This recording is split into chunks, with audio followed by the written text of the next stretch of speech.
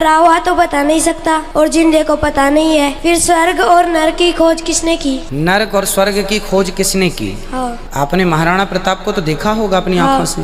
आपसे मिले हैं महाराणा प्रताप? नहीं, किताबों में मिले हैं। किताबों में मिले हैं? जैसे आपको महाराणा प्रताप किताबों में मिले हैं वैसे स्वर्ग नरक वेद पुराणों में मिले हैं। अब आप किताबों में लिखे महाराणा प्रताप को मानते हैं कि नहीं? हाँ, उसी प्रकार स्वर्ग नरक हमने किसी ने देखा नहीं, मानते हैं इतिहास सबसे बड़ा गवाह होता। उसी प्रकार वेद पुराणों से बड़ा कोई गवाह हो नहीं सकता।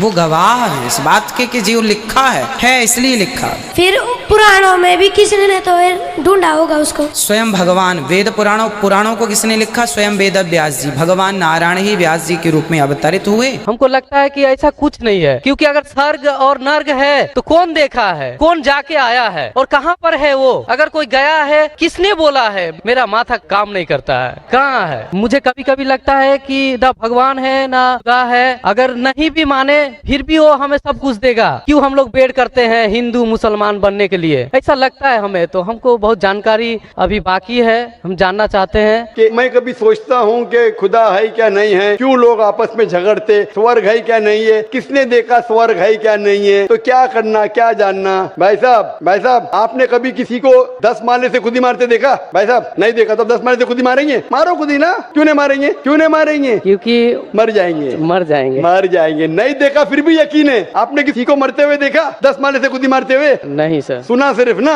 सुना। यकीन क्या है ना अपनी बुद्धि पे। तो यही चीज सब चीज देखना जरूरी नहीं। मैं स्वर्ग को देखूंगा तो ही मानूंगा। क्या आपको अमेरिका जाना जरूरी है मानने के लिए अमेरिका है क्या? नहीं। आज टेक्नोलॉजी बढ़ चुकी है भाई साहब। आप 10 मारने से खुद ही मार के एक आदमी को मरते देखेंगे फिर ही बोलेंगे अच्छा 10 मारने से खुद ही मारेगा तो इंसान मर जाएगा। ये जरूरी नहीं देखना। अपने बुद्धि से आपको इम्तिहान लेने पड़ेगा, क्या बात सच है क्या बात गलत है। तो आप जब पढ़ते हैं, जो शास्त्र पढ़ते हैं जो आपकी बुद्धि को नहीं संतुष्ट करता है आप उसमें नहीं मानते, तो ऐसे शास्त्र पढ़ो जो आपकी बुद्धि को मनवाएगा। और मिसाल के तौर के ऊपर कुरान मजीद, आज अगर आप साइंस और टेक्नोलॉजी के हवाले से कुरान मजीद चेक करते, कुरान मजीद में एक भी आयत नहीं जो साइंस के खिलाफ है। आज आप 80% चीज मिसाल के तौर पे साइंस के जरिए कुरान मजीद की साबित कर सकते हैं। 20% एम्बिग्युअस है, नीदर सच नीदर गलत। मिसाल के तौर पे साइंस ने ये साबित नहीं की क्या स्वर्ग है या नरक है, बराबर। साइंस ने ये भी नहीं साबित की कि दूसरी जिंदगी है, पुनर्जन्म, लाइफ आफ्टर डेथ। लेकिन अगर 80% 100% सही है, 20% डाउटफुल है, नीदर राइट नीदर रॉन्ग, मेरी लॉजिक कहती है कि इंशाअल्लाह ये 20% भी सही रहेंगी। ये अंधविश्वास नहीं है, ये लॉजिकल विश्वास है। तो कुरान में बाकी साइंटिफिक फैक्ट के अलावा ये भी लिखा है कि स्वर्ग है नरक है। तो ऐसी किताब पढ़ो जिससे आपका मन संतुष्ट हो। आप कुरान मजीद पढ़ो,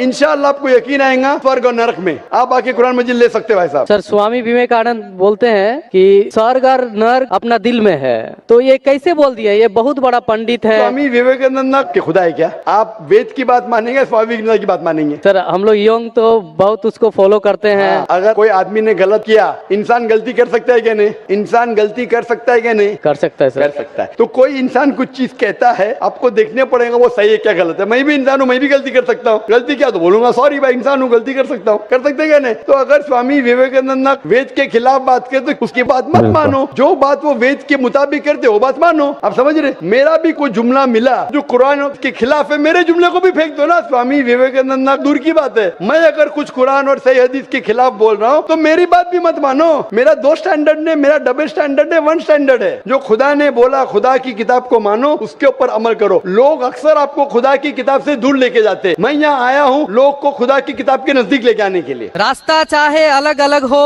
पर मंजिल सबका एक है। सबका मंजिल जो है खुदा, वही तो भगवान है। और उस मंजिल तक पहुंचने के लिए मैं मानता हूं आप एक ऐसा सीढ़ी है और हम भटके का राह दिखाने वाला इस दुनिया में एकमात्र आप है। तो इस मेरे लाइन में आप कुछ बोलिए। मैं और एक बात कहना चाहता हूं सर, मैं आपको एक वृक्ष की तरह देखना चाहता हूं, ट्री की तरह, गाछ की तरह, जो कोई शर्त बिना ही अपना ऑक्सीजन देते हैं, फल मूल देते हैं। मैं ऐसा आपको देखना चाहता हूं। मैं बटा हुआ नहीं देखना चाहता आपको। मैं चाहता हूं आप मेरा बने, सबका बने, हिंदुस्तान का बने, पूरा दुनिया का बने। आप ही आप रहे, मैं ये चाहता हूँ। सारी तारीफ अल्लाह के लिए है, मैं इन तारीफ का हकदार नहीं हूँ। लेकिन आपने जो शेर और शायरी सुनाई, अल्हम्दुलिल्लाह, मैं ये कहना चाहता हूँ कि हिंदू भी इंसान है, मुस्लिम भी इंसान है, ईसाई भी इंसान है, सिख भी इंसान है, ये सारे इंसान है। और हम सारे इंसान एक ही माँ बाप से पैदा हुए, आदम और हव्वा अलैहिस्सलाम, और उनके हम संतान हैं। इसीलिए अल्लाह ताला फरमाते हैं कुरान मजीद में सूरह इसरा में सूरह नंबर 17 आयत नंबर 70 में अल्लाह ताला फरमाते वलक़द कर्रमना बनी आदम, कि अल्लाह सुब्हानहू व तआला ने सारे आदम के बच्चों पे करम फरमाया। आप चाहे इंडिया में रहो या पाकिस्तान में या सऊदी अरेबिया में या यूएसए में या यूके में, चाहे आप मुसलमान के घर में पैदा हो या हिंदू के घर में या ईसाई के घर में या सिख के घर में, अल्लाह ताला ने सारे बनी आदम पे करम फरमाया। लेकिन आपने कहा कि चाहे कुरान पढ़ो या वेद पढ़ो, वेद पे अमल करो, कुरान पे अमल करो। अभी जैसे मैंने कहा कि जैसे जैसे जमाना गुजरता गया, जितने धार्मिक किताब है, इन सारी धार्मिक किताबों में कुरान को छोड़ के तब्दीली आने लगी। और इन धार्मिक किताबों के स्कॉलर्स को आप पूछेंगे, चाहे वो वेद के स्कॉलर्स हो, चाहे महाभारत के स्कॉलर्स हो, चाहे बाइबल के स्कॉलर्स हो, वो कहेंगे कि वक्त के दौरान इसमें काफी इंटरपोलेशन आने लगा। तो अभी हम कैसे जाने क्या सच है क्या हक है? मिसाल के तौर पे अगर मैं आपको एक ग्लास दूंगा पानी का, साफ ग्लास, साफ सुथरा, उसमें एक कतरा मैं गटर का पानी डालूंगा आपके सामने, आप वो पानी को पीएंगे और घोलूंगा तो नजर ही नहीं आएगा। एक कतरा डालूंगा गटर का पानी, नजर आएगा घोलने के बाद? नहीं। आपको जब पता है कि एक कतरा गटर का पानी, तो पिएंगे? नहीं सर। हाँ के नहीं? नहीं सर। हाँ के नहीं? नहीं पिएंगे। अगर नहीं देखे, चुपके से कोई मिला दिया तो शायद पी लेंगे। तो अक्सर लोग को ये नहीं पता है कि मिलावट हो चुकी है। मेरा ये कहना है, जिस तरीके से मैंने कुरान मजीद की आयत की तिलावत की आज के इस सेशन के पहले, सूरह इमरान सूरह 3 आयत नंबर 64 में अल्लाह ताला फरमाते, ताअलू इला कलिमतिन सवाइम बैना बैनकुम, आओ हम उस बात की तरफ जो आप और हम में यकसा है। सबसे पहली बात, अल्लाह नाबुदा इल्लल्लाह, कि हम सिर्फ एक अल्लाह सुब्हानहू व तआला की इबादत करें। तो मेरी ये इल्तिजा है लोगों से, सारे इंसानों से, चाहे वो हिंदू हो, क्रिश्चियन हो, चाहे वो मुस्लिम हो, कि मैं उनसे कहता हूं कि कम से कम आप ये तो मान लो कि एक किताब 100% खुदा की तरफ से। तो वो हिंदू कहेगा मुझे कोई एतराज नहीं मानने के लिए कि वेद 100% खुदा की किताब है। वो क्रिश्चियन कहेगा मुझे नहीं एतराज है मानने के लिए कि बाइबल 100% खुदा की तरफ से। वो मुसलमान कहेगा मुझे कोई एतराज नहीं मानने के लिए कि कुरान 100% खुदा की तरफ से। तो मैं कहता हूं कि जो ये तीनों किताबों में यकसा है, कम से कम उस पर तो अमल करे। जो डिफरेंस है वो कल डिस्कस करेंगे। Let us agree what is common, let us follow. जो यकसा है उसके ऊपर तो किसी को एतराज होना ही नहीं चाहिए। तो ये फॉर्मूला लोग क्यों नहीं इख्तियार करते? लोग क्या करते नॉर्मली इंटरफेथ डायलॉग में, हिंदू पंडित आके बोलते हैं सब धर्म सर्वधर्म सब धर्म एक है, वो मुस्लिम आके बोलेगा सब धर्म एक है, वो क्रिश्चियन पादरी आके बोलेगा सब धर्म एक है। ये सिर्फ नाटक है। अगर सारे धर्म एक है तो मैं हिंदू से कहूंगा अगर सब धर्म एक है तो मुसलमान बन जाओ। पंडित बोलेगा नहीं। वो क्रिश्चियन से कहूंगा सब धर्म एक है तो फादर को बोलूंगा अब हिंदू क्यों नहीं बन जाते? मैं ये नहीं कहता हूं सब धर्म एक है, सब धर्म में अच्छाई है। जो यकसा है उसके ऊपर अमल करो, जो यकसा नहीं है उसको डिस्कस बाद में करेंगे। कम से कम जो यकसा है उसके ऊपर तो अमल करे, इसमें किसी को एतराज नहीं होना चाहिए। मैं कभी भी तकरीर में बाकी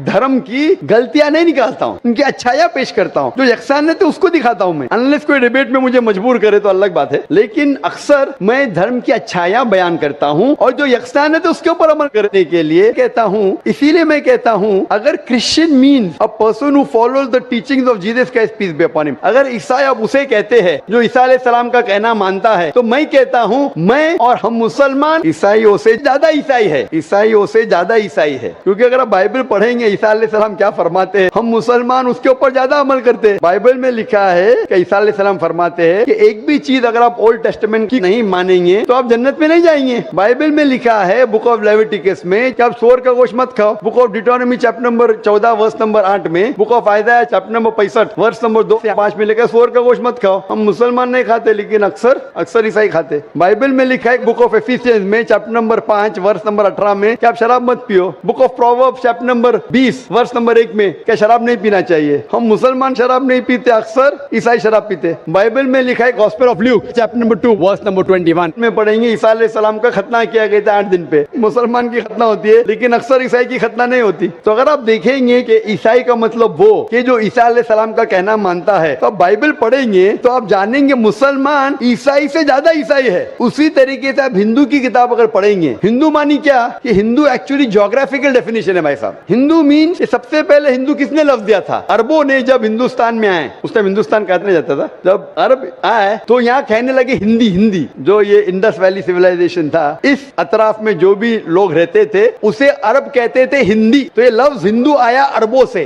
इसीलिए मैं आज भी जब जाता हूँ सऊदी अरेबिया, लोग कहते हिंदी हिंदी हिंदी में। तो ज्योग्राफिकली मैं हिंदू हूँ, जो हिंदुस्तान में रहता है वो हिंदू है। और पंडित जवाहरलाल नेहरू कहते हैं कि ये लफ्ज हिंदू कोई भी हिंदू शास्त्र में आपको नहीं मिलेगा जब तक मुसलमान हिंदुस्तान में नहीं आए। अरब हिंदुस्तान आने के बाद ये लफ्ज हिंदू उनके शास्त्र में आया। उसका मतलब ये लफ्ज हिंदू दिया मुसलमानों ने। तो Hindu is a geographical definition. तो उस डेफिनेशन से मैं हिंदुस्तान में रहता हूँ और मुझे गर्व है कि मैं हिंदुस्तानी हूँ, तो उस डेफिनेशन से मैं हिंदू हूँ। और अगर आप बोलते धार्मिक धार्मिक वेद पढ़ेंगे तो वेद को पढ़ चुका हूं मैं, भगवत गीता पढ़ चुका हूं, महाभारत पढ़ चुका हूं। जो यक्षान है तो उसके ऊपर अमल करता हूं। जो अहम है, जो ब्रह्म सूत्र हिंदुइज्म का एकम ब्राह्मण द्योत्या नास्ते नैना नास्ते किंचन, भगवान एक ही है, दूसरा नहीं है, नहीं है, नहीं है, जरा भी नहीं है। तो ये कहना मंजिल एक है और रास्ते अलग है, मंजिल एक है लेकिन रास्ते अलग है, ये कह रहे हैं। मैं कहता हूं कि मंजिल अगर एक है, अगर आपको जाने का है, किधर भी जाने का है तो एक डायरेक्शन ही रहेगा ना। फिर चाहे आप ट्रेन से जाओ, चाहे बस से जाओ, चाहे प्लेन से जाओ, दिशा लेकिन एक होना चाहिए। आपकी दिशा ही गलत है तो पहले मंजिल को तो तलाश करो। मंजिल क्या है पहले वो तो जान लो। तो सारी धार्मिक किताब में मंजिल एक ही है कि खुदा एक है, उस खुदा का कोई अक्स नहीं है और सिर्फ उस खुदा की इबादत करना चाहिए। और सारी किताबों में, चाहे बाइबल हो, चाहे वेद हो, कुरान में लिखा है कि आखिरी पैगंबर जो आपको रास्ता दिखाएंगे मोहम्मद सल्लल्लाहु अलैहि वसल्लम में। बाइबल आप पढ़ेंगे, बाइबल में लिखा है गॉस्पेल ऑफ जॉन में चैप्टर नंबर 16 में वर्स नंबर 12 से 14 में ईसा अलैहिस्सलाम फरमाते हैं, I have many things to say unto you but ye cannot bear them now, for he when the spirit of truth shall come he shall guide you into all truth, he shall not speak of himself, all that he hears shall he speak। यहाँ ईसा अलैहिस्सलाम कहते हैं कि मुझे आपको बहुत कुछ कहना है लेकिन आज आप समझ नहीं पाएंगे। जब वो शख्स आएगा, he when the spirit of truth shall come he shall guide you into all truth, वो जब आएंगे वो आपको सच्चा रास्ता दिखाएंगे और वो अपने आप से कुछ नहीं कहेंगे, जो उन्हें वही नाजिल होंगी वही कहेंगे और वो मेरी तारीफ करेंगे। ये शख्स जिसने ईसा अलैहिस्सलाम की तारीफ की मोहम्मद सल्लल्लाहु अलैहि वसल्लम में, कुरान मजीद में ईसा अलैहिस्सलाम का जिक्र है, 25 बार नाम से जिक्र है ईसा अलैहिस्सलाम का। तो बाइबल में भी लिखा है कि आखिरी पैगंबर जो आने वाले मोहम्मद सल्लल्लाहु अलैहि वसल्लम है। तो मैं ये कहता हूं सारे इंसानों से कि आप अपनी धार्मिक किताब को पढ़ो, समझो और ये तहकीक करो कि कमेंट क्या है। कम से कम कमेंट पे तो अमल करो। जो कमेंट नहीं उसके ऊपर डिस्कशन कल कर सकेंगे, तो कमेंट पे अमल नहीं कर रहे हो, बोलते मैं धार्मिक हूं, तो धार्मिक किधर हुए आप? जो डिफरेंस है उसके ऊपर बाद में अमल करो। कमेंट लिखा हुआ है कि खुदा एक है, खुदा के कोई अक्स नहीं है, उसके अलावा किसी की इबादत नहीं करना चाहिए, आखिरी पैगंबर मोहम्मद सल्लल्लाहु अलैहि वसल्लम के ऊपर तो अमल करो। कमेंट लिखा है शराब मत पियो, कमेंट लिखा है औरतों को हिजाब करना चाहिए, बाइबल में भी लिखा है, वेद में भी लिखा है, कुरान में भी लिखा है। कमेंट ये लिखा है जुआ खेलना हराम है। ये सब जो कॉमन है, आप मेरी तकरीर सुनिए। इस्लाम और ईसाईयत में यकसानियत, इस्लाम और हिंदुइज्म में यकसानियत, इसके ऊपर अमल करो और इंशाअल्लाह इस पे अगर कम से कम अमल करेंगे तो दुनिया में शांति रहेंगी और असल भाईचारा रहेगा।